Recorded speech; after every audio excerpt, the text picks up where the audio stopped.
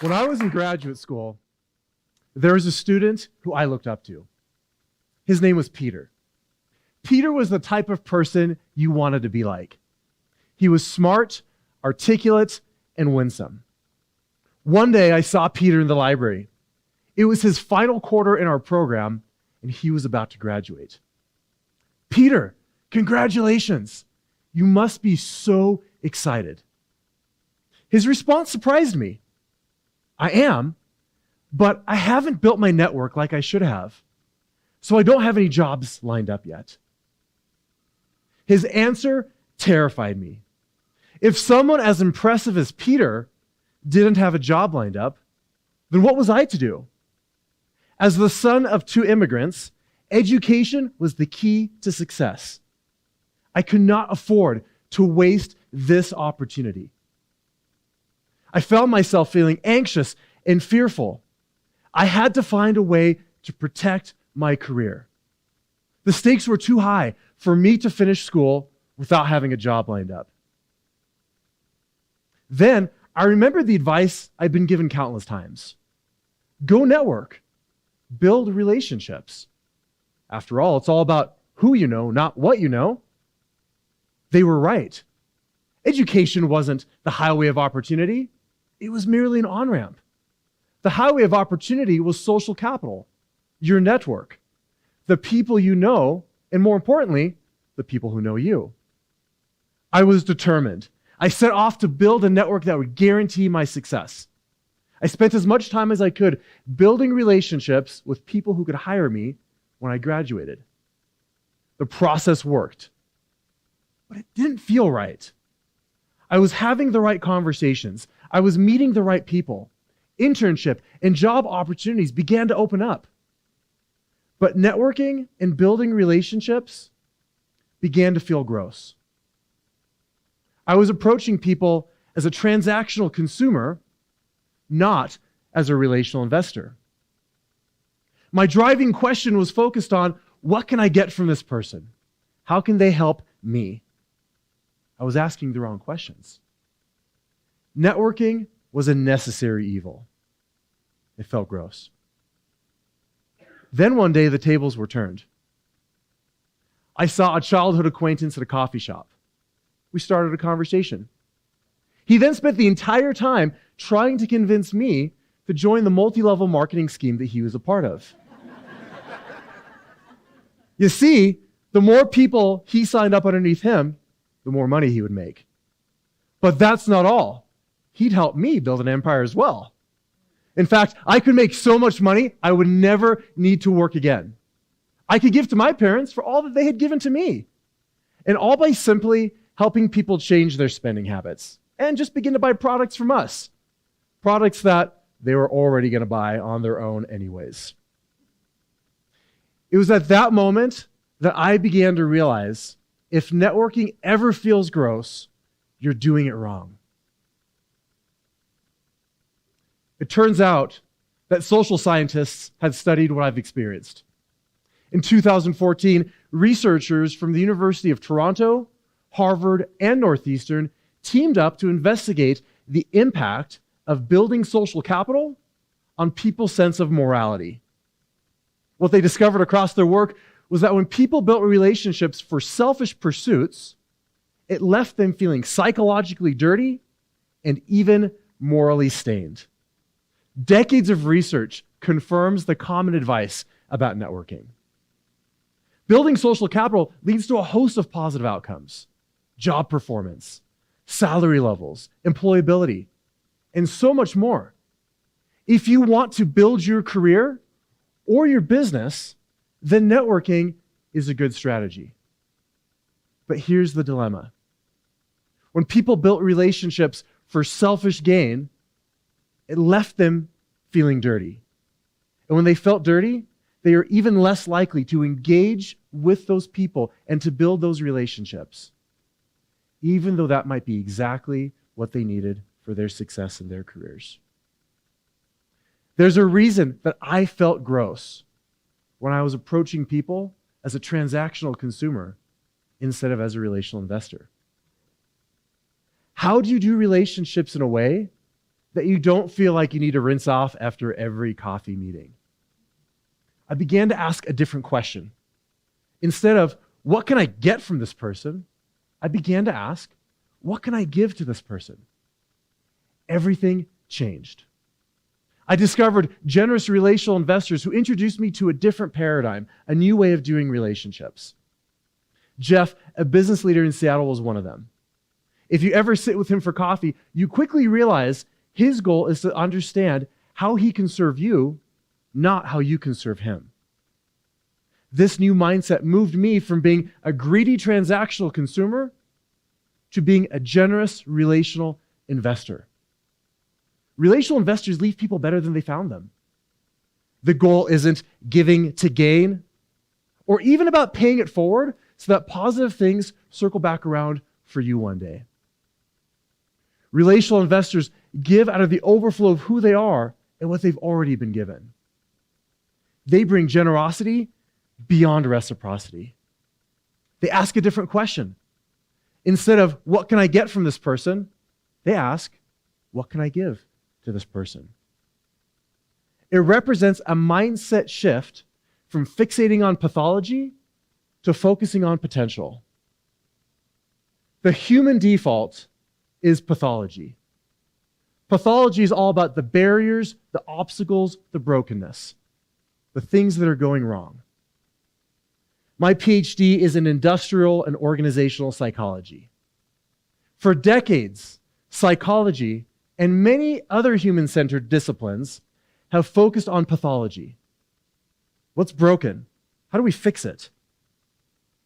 Over the last 30 years, there's been a revolution that's pushed against pathology, though, and begun to look for potential.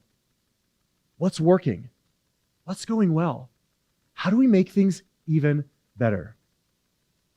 It's a shift from scarcity to abundance. And it starts with the assumption that there is possibility and there is potential to be realized. Both are important. We have to pay attention to barriers and limitations, but we also need to recognize possibility and potential. But our baseline is self-preservation. Protect my career. Position myself for success. When I became free from the fear of finding a job, I was able to move from protecting my pathology to looking for potential. As the old saying goes, it's even better to give than it is to receive. And you don't have to be wealthy to be a relational investor. I was a poor student. I discovered that generous relational investors give their time, their treasure, and their talent. Generosity looks different in different seasons of life. It could be as simple as the gift of your undivided attention the next time you're meeting with somebody. Or maybe it's a heartfelt thank you note, letting someone know you've appreciated how they have invested in you. Perhaps it's a timely introduction. You've built a relationship with somebody, and you know somebody else who would be mutually beneficial for them to meet. So you make that connection. Generosity could even look like helping a coworker who's behind on a deadline, taking a little extra time to help them get caught up. It could even be as simple as the offer to review someone's resume for them. The possibilities for generosity are only limited by your imagination. Because people aren't a process. People are the purpose. And business is all about people.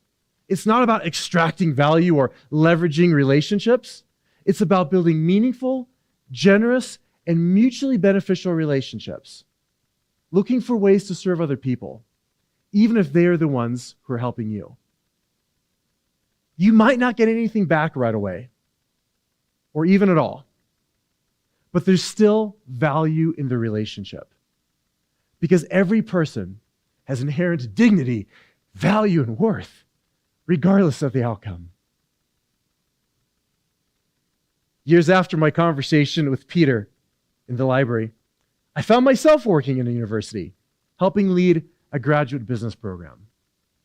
I was meeting with a prospective student to learn about his goals.